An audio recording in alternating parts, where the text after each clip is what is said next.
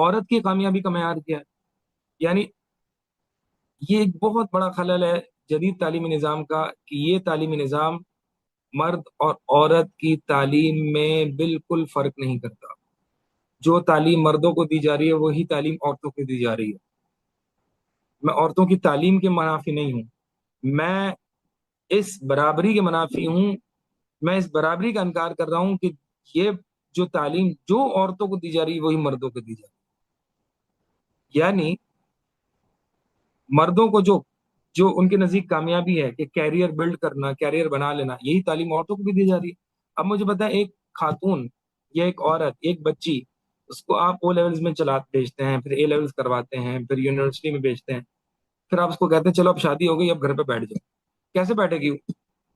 تو اپنے آپ کو فیلئر سمجھے گی کہ میں نے پڑھا اس لیے تھا، کہ میں نے اس لیے پڑھا تھا کہ میں گھر پہ بیٹھوں، بچے سنبھالوں، شوہر کی اطاعت کروں. ہرگز نہیں. یعنی یہ تو دیندار گھروں میں بھی مسائل ہے نا. بچیوں کو ان تعلیمی نظام کے ذریعے بھیجتے ہیں، اور وہ تعلیمی نظام کو یہ سکھا رہا ہے کہ جی وہ شروع دن سے ہی دیکھو اس کمپنی میں آپ نے بڑی جاب کرنی ہے، یہ بننا ہے، وہ بننا ہے، یعنی ملینئرز کو آپ آئیڈیلائز کرتے ہو. اور پھر خواتین کو بھی یہی پڑھایا جا رہا ہے. یعنی میں آپ کو بتا رہا ہوں، میں نے چارٹرڈ اکاؤنٹنسی میں پڑھی ہے. پہلے خواتین کا سی اے میں رجحان اتنا نہیں تھا جتنا میں نے دیکھا ابھی. حالانکہ اس چارٹرڈ اکاؤنٹنسی کوئی خاتون کی فیلڈ تو نہیں ہے، لیکن سیلاب آ رہا ہے خواتین کا انجینئرنگ میں، چارٹرڈ اکاؤنٹنسی میں. یعنی یہاں پہ خاتون کا کیا لینا دینا؟ یہ تو میل ڈومیننٹ یا میل اورینٹڈ فیلڈز ہیں. یہاں پہ خاتون نے لینا دینا کیا ہے؟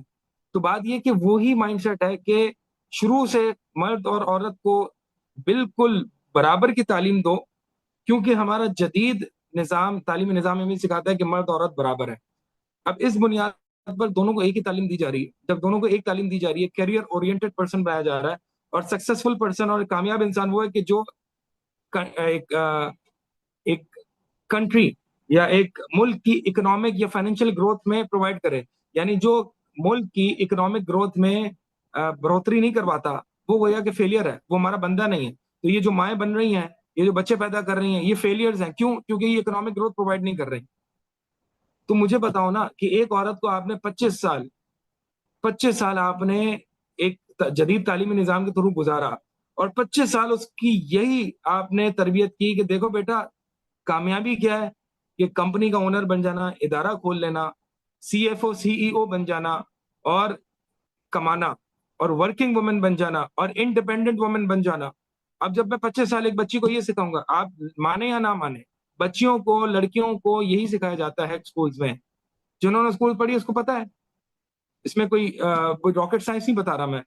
تو جب بچی کو یہ سکھایا جائے گا، اب بچی کی عمر آئے گی جی شادی کی، تو اس کو کہیں گے چلو بیٹا اب تمہارا کام ہے ماں بننا، بچے سنبھالنا، گھر سنبھالنا. وہ کہے گی کیا ہو گیا، پاگل ہو گئے ہو کیا؟ میں نے تو یہ نہیں پڑھا تھا، میں اپنے آپ کو ضائع کر دوں.